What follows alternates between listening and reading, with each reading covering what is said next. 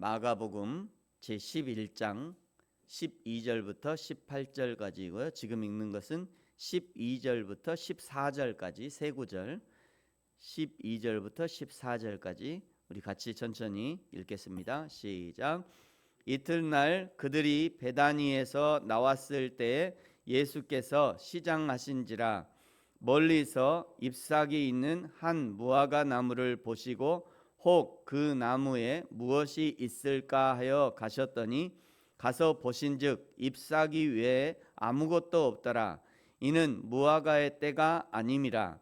예수께서 나무에게 말씀하여 이르시되 이제부터 영원토록 사람이 내게서 열매를 따먹지 못하리라 하시니 제자들이 이를 듣더라. 아멘.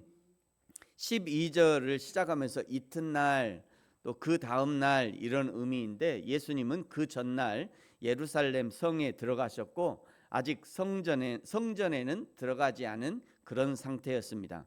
베다니라고 하는 마을은 성전 곁에 있는 가난한 자들의 마을, 병자들의 마을, 특별히 나병 환자들의 마을이었습니다. 거기 예수님의 친한 친구 나사로가 살고 있었던 동네였죠. 예수님이 갈릴리 나사렛이라는 동네에 사시다가 예루살렘에 올라가실 때는 친한 친구였던 베다니 나사로의 집에서 묵은 것 같습니다. 나사로의 집에서 하룻밤을 묵은 후 나오셨을 때 시장하셨습니다.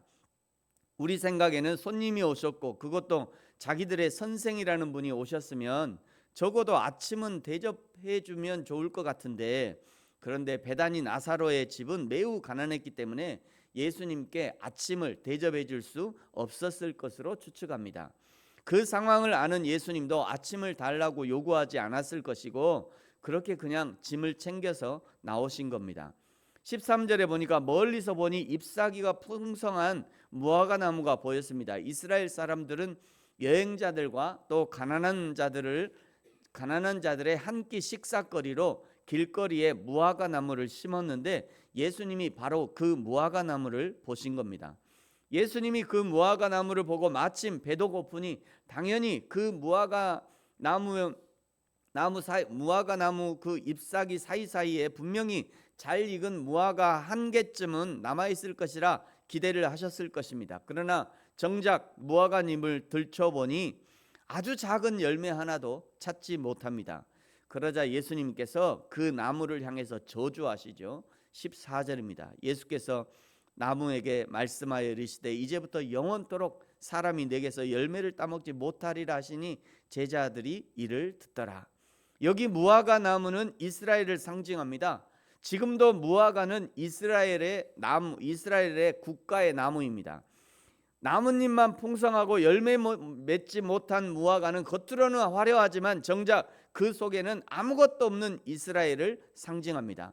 하나님을 믿는다고 떠들썩하게 예배하고 수많은 율법 조항들을 가지고 있으면서 나는 이렇게 하나님을 섬긴다고 자랑을 하지만 정작 한꺼풀만 들여다보면 믿음도 없고 선한 행위도 없는 빈 껍데기 같은 그런 이스라엘을 상징하는 것입니다. 여러분, 우리에게도 마찬가지일 수 있습니다. 언젠간 우리도 하나님 앞에 벌거벗은 모습으로 서야 할 것입니다. 아무것도 우리의 보호막이 되지 못합니다. 세상에서 가졌던 수많은 타이틀이 나의 보호막이 되지 못하고 세상에서 가졌던 많은 물질들이 핑곗거리가 되지 못할 것입니다. 그때 하나님 앞에 내어놓을 만한 믿음의 열매가 필요합니다. 예수님과 함께 행했던 믿음의 열매, 성령님과 함께 행했던 믿음의 열매, 눈물로 씨를 뿌리고 거둬들였던 믿음의 열매들이 바로 그때 필요할 것입니다. 그리고 드디어 15절에 예수님께서 예루살렘 성전에 들어가셨습니다. 그리고 그 성전 안에는 매매하는 자들, 장사하는 자들이 가득했습니다. 완전히 시장 바닥이 되어버렸어요. 15절 16절에 보시면요, 그들이 예루살렘에 들어가니라 예수께서 성전에 들어가사 성전 안에서 매매하는 자들을 내쫓으시며 돈 바꾸는 자들의 상과 비둘기 파는 자들의 의자를 둘러 엎으시며 아무나 물건을 가지고 성전 안으로 지나다님을 허락하지 아니하시고, 여기 성전이라는 것은요, 앞에 제가 그림을 하나 준비했습니다. 앞에 보시면요, 여기 성전이라는 것은 여기 성전이거든요. 여기가 성전입니다. 요게 여기가 이제 요 안에 들어가면 첫 번째 들어가면 지성소, 조금 더 들어가면 성소, 조금 더 들어가면 지성소죠. 여기가 이제 성전이 여기서부터 여기까지는 이제 성전이라고 하는 거고, 예수님이 지금 들어가신 거는 여기예요. 여기를 요 계단을 올라와서 첫 번째 요 난간을 들어간 거죠. 예수님이 들어가서 성전 아래쪽에 있는 회랑, 여기를 회랑이라고 합니다.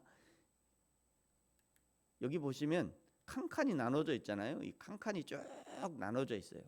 여기가 이제 기둥으로 쭉 이렇게 서서 지금 지붕을 받치고 있는 요 기둥 사이사이에, 여기를 이제 회랑이라고 그러는데, 여기 사이사이에 그 장사하는 사람들이 가득 여기 모여서 장사를 하고 있는 겁니다. 그 회당 기둥 사이사이에서 제사장들과 결탁한 장사들이 먼 길을 오느라고 재물을 가지고 오지 못한 사람들을 상대로 재물을 파는 거예요. 또는 흠이 있어서 퇴짜 맞은 사람들이 예물을 거기 와서 다시 사는 거죠. 제사장들이 흠이 있으면 퇴짜 하잖아요. 이거 안 된다고, 예물 안 된다고. 그러면 이제 그거는 어떻게 이제 보관해 놓고 그 흠 없는 재물을 사러 오는 겁니다. 처음엔 순수한 마음으로 시작했을 그 일이 이제 돈이 되면서 장사로 변질을 한 겁니다.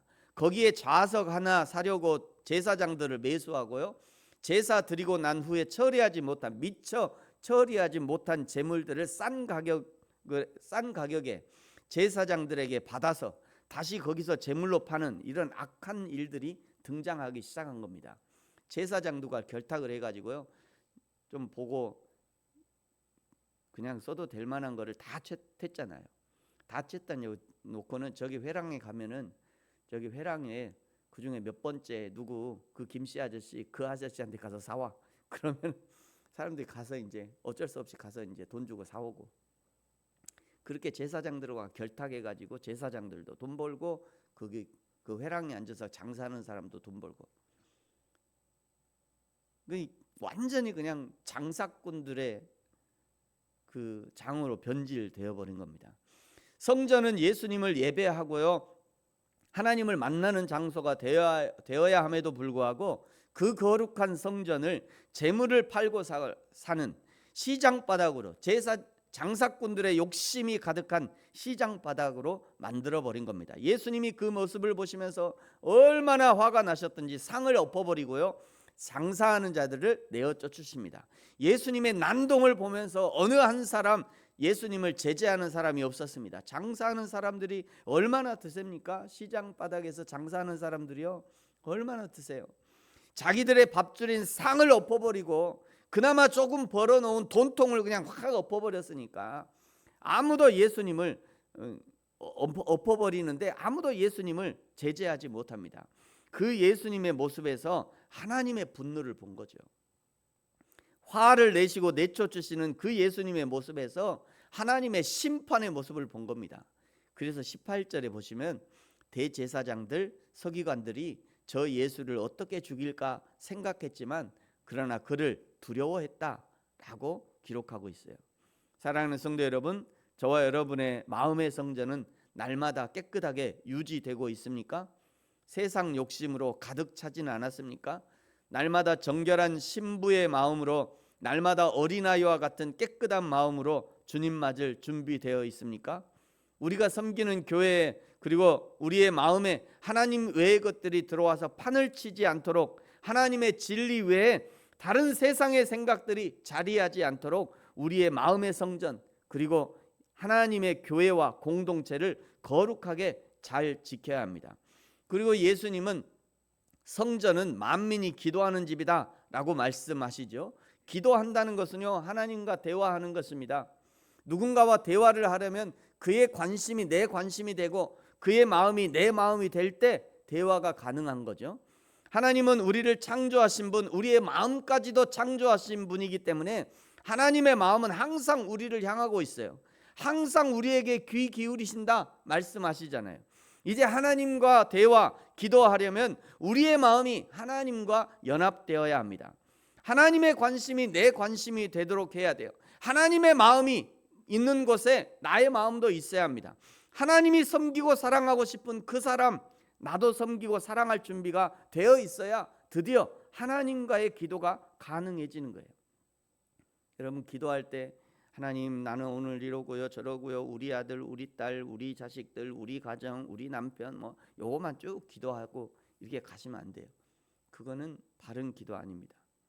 하나님, 기도를 시작할 때, 그래서 이제 우리가 기도하기 전에 말씀 보는 이유는 바로 그런 마음이에요. 하나님의 마음이 지금 어디에 있는가, 그런 걸 먼저 듣는 거죠. 하나님의 마음이 어디 있나, 설교를 통해서 하나님의 마음이 어디 있는가, 하나님이 무슨 어떤 마음을 갖고 계나, 그것 들으라고 설교를 듣는 거예요.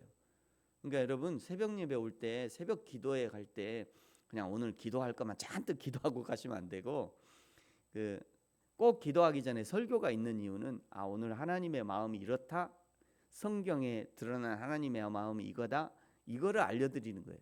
그러면 첫 번째 해야 될 게 하나님 마음이 이런 거였군요, 하나님의 마음이 이러셨군요, 그거를 가지고, 그 말씀을 가지고 먼저 기도해야 되고요.